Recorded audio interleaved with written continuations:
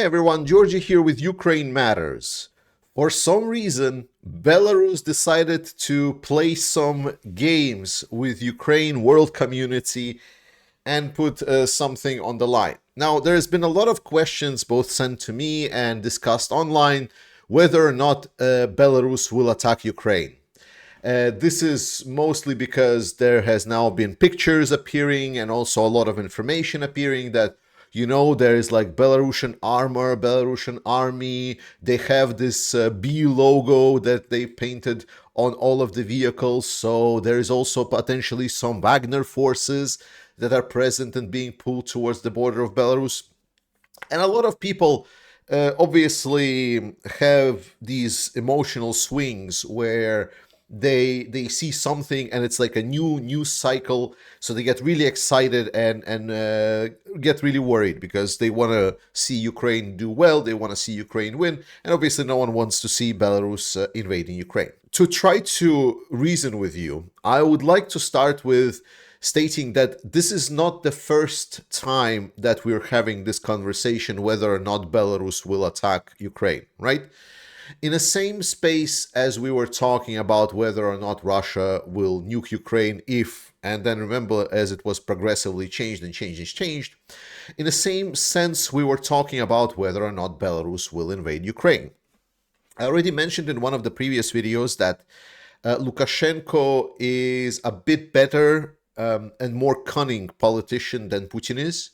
Putin is an opportunist. He doesn't really plan that well. He just stumbled upon basically a country with most docile population ever and is able to exploit everyone and no one is resisting him because the opposition is still trying to win the election that Putin controls.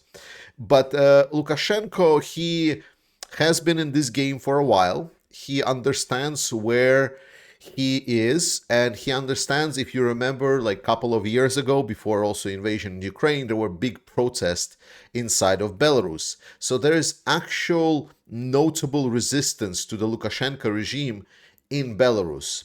And while he does control the military, it is basically from their internal consensus that if Lukashenko will start a war, then it will be the end of him, period, just because there is a lot of internal resistance within the country. So when we're because Belarusians are not Russians, they don't have a lot of these imperial ambitions. You can say yes, but there is a lot of Belarusians that feel themselves like Russian and support Putin. Some, yes, for sure, but there is also a lot of resistance to it. What we need to understand is that this game has been played before, and obviously everyone knows it. Now Ukraine has, if you want to say that word, the word that Jake Sullivan is so afraid of, escalation. Now is that Ukraine escalated by invading Russia. Belarus needs to show more to put like, no, we're totally up here for Russia. And additional thing that might suggest it, that on the 24th of August, Lukashenko actually congratulated Ukraine on their Independence Day. That was from this video's date 4 days ago. So it was long after the Ukrainian invasion into Kursk. All in all, look, Belarusian army is not an army that has been fighting a lot.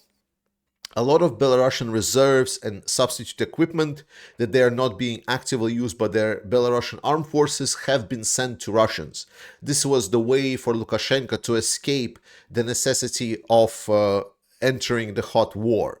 He sent all of the resources. There were like a constant flow of videos of a lot of these stockpiles of shells being unloaded towards Russia, equipment that Belarusians are not using being unloaded to Russia. So Belarusian military does have a lot of these equipments that are nominally there. But if we're considering like, is this the army that A, has the experience to wage war? And the answer is no. B, has the proper long-term setup on how to sustain itself and how to go forward, then the answer again is no. So 99% that this is posturing. 99%. We cannot ever state that, like that he will not attack because maybe Putin just puts a gun to his head And then he doesn't really have an option by that moment, because Putin, like invasion into Kursk is quite serious for Putin, despite the fact that their propaganda really wants to paint a picture that no, everything is fine. And most likely they just want Ukrainians to kind of react and pull more forces to the border of Belarus. But so far, I am quite confident that Belarusians will not invade Ukraine. The terrain, the north of Kiev, like this area where Belarus is located, it's either north of Kiev, where Chernobyl is, in this area over here, or it is towards Zhytomyr and Lutsk and Rivne and so on, so the western Ukraine. And in western Ukraine, let's just say if there is going to be an invasion force, I think everyone will quickly remember how to make Molotov cocktails and how to resist. Remember, Belarusian army is not the same Russian army that has been like battle scarred, that has adapted to this intense fighting. It's been a peaceful time army that is just posturing a lot. Then I want to talk about a very difficult topic, but this topic requires me to speak very precisely on the words, so I want to talk about the Pokrovsk direction. Because situation in Pokrovsk direction has deteriorated, and it's deteriorating quite fast, faster than it was expected, both by me and by a lot of analysts that I've listened to. And let's start from a little bit afar, but simply. In a war, when there is an attacking force, and then there is a defending force, so there's two lines, the attacking, defending. The attacking force tries to attack the defending force, and it's usually the attacking maneuver against prepared positions of the enemy is usually one of the most costly things that you can do in a situation. So it usually requires a lot of resources. So the costs for the attacker at this stage is high. Historically, it has came down to that if there is, like, for example, defending force and then there is attacking force, if the attacking force can sacrifice that initial cost that was very, very high, but then penetrate the defensive lines of the enemy and then kind of collapse those lines. And I'm explaining it very, very simply. I know that there is a lot of tacticians and people that understand this better, but I'm trying to make this accessible for everyone. But if the attacking force is able to penetrate those lines, then essentially the cost for the defender starts going up. And therefore, even with relatively high investment, you are still ending up in a, so to say, like a more beneficial position than you had before. The nightmare scenario for the attacking force is when you're attacking and then there is a defensive line, and then you're kind of pushing through the defensive line. But instead of breaking, the defensive line kind of curves and adapts to your attacks. Then you end up in a situation where you have a salient. Then you need to kind of push the enemy a little bit further, moving it a little bit more. And then enemy maybe adapts it a little bit more, and then you have a bigger bulge, and then you need to try to push it again to try to do the same situation. And if again the line adapts and so on, then it's just cost after cost after cost. So it becomes extremely human resource, equipment resource intensive. This is the situation that Russia has found themselves in for the last year. So, to put it in a situation where there was Pokrovsk direction, is it bad that Ukraine was losing territory? Yes, but if Ukraine was still able to adapt to the Russian offense, re-establish positions, and then continue inflicting cost on the attacking Russian forces, then overall, Ukraine, despite losing some ground, they still kind of had the beneficial exchange, if I can say it like this, against the Russian forces. The issue that is happening right now on the Pokrovsk direction, I told you that Russians were advancing quite fast, and there were a couple of trigger points that I've noted that we should be very very closely monitoring. There was the defensive lines in these three major villages: the village of Grodivka, the village of Novogrodivka, and the village of Selidove. And these defensive lines are crucial. They are the last defensive lines across the Pokrovsk. So my advice was in the videos where I talked about it, says that if Russians will be able to advance further, then this is basically a red flag waving, saying that there is actual trouble here. So when we saw that Novogrodivka, the village of Novogrodivka, fell, it's now actually completely captured by Russians within basically days. Grodivka, this on the top, no. But Novogrodivka, this one in the middle, yes. So Russians broke through the defensive lines, and now they are complicating situation on the other parts of the defensive lines. They're intensifying battles in Grodivka, there is intensifying battles at Selidove, and these are basically gates to Pokrovsk. So the situation might be, we don't have the full assessment, but it does look like that potentially Ukraine is facing the situation that Russians might be able essentially to finally break through, that Ukrainian defenders just didn't have enough resources anymore, they couldn't do it anymore, so the Russians broken through this. And this is where specifically you need to listen to the words that I'm saying. While it looks like that, we do not know the full situation on board. We do not know what additional reserves Ukraine has in the area, what Ukraine is going to be trying to do to stabilize this area. We do not know that. We talked yesterday that Zelensky had a press conference, and in that press conference, he very clearly was explaining that there is a lot of plan for Ukrainian forces to act.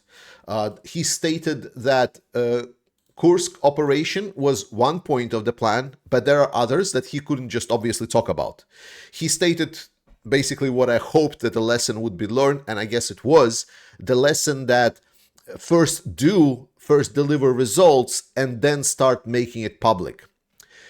And this is where the situation in Pokrovsk is peculiar, because despite asked direct questions about what is happening in Pokrovsk, and this was both Zelensky and General Syrsky in his recent statements, there was a live again session with Syrsky as well, they both stated that the situation is very difficult in Pokrovsk, but there is a plan. And they didn't state it as like a last hope. They stated it as like that we know what to do and we know how to respond to potential activities. So this is where it gets me hope. And this is now only believing what General Syrsky and Zelensky is stating, because right now the situation in Pokrovsk is very, very dire. But I do believe that potentially Ukrainians have a plan. We just need to look through that. We need to see if they will execute on this plan. But as of right now, the situation on Pokrovsk is not looking great. And we need to be honest about this. Then the situation is also not looking great for Russians in Kursk area. So here, the reports are very, very clear that area around the river is slowly but surely coming to foreseeable end. Ukrainians are already starting reporting saying that yes, we already have the things that they tried bringing a lot of the pontoon bridges in this area to make crossings, which were all destroyed very promptly. So they are being starved out. And additionally, situation in Korenovo is now also being very, very critical for Russians. It has been reported that this village of Alexandrovka has been captured by Ukrainians. So if that is true, then the situation around the town of Korenovo is about to change, and Ukrainians will capture this area central settlement that will allow them to stabilize the front. And again, I see Kursk as a first part of some kind of a Ukrainian operation. We will see what Ukraine will do more. I talked a lot today, so very, very quickly, Ukraine has struck major oil refinery facilities and oil depots. This is a new one depot. This is not the one that burned down for 11 days. This is another big depot that was struck by Ukrainians. They initially struck just 2 of these tanks, but now fire has spread to some other tanks. And beyond that, there has been like overall reduction of the Ukrainian Russian UAVs and scouting UAVs that Ukrainians have struggled beforehand. You remember a lot of the videos about this, and this is all help because of the drone teams. I've talked to you that drones are potentially the new type of anti-air that Ukraine needs: cheap, efficient, and very, very, very good. It's very consistent. And here we see a video where more than 115 aerial drones were struck by the anti-air drones provided by the Sternenko community, who is like a machine of gathering some help for Ukrainian drones. It's all good. It's all great. I'm really happy to see what is going on with Ukraine and their anti-air defenses. And I'm also, again, overall, big picture, I am still optimistic about the future outcome of this war. We just had fresh reports that the growth of production of 155 millimeter shells is expanding faster than is expected. So we might see Ukraine get more and more artillery shells as the time goes by. Thank you for watching this. I love you. Slava Ukraini. Trust in Ukrainian armed forces despite how difficult it is. And I see you next time.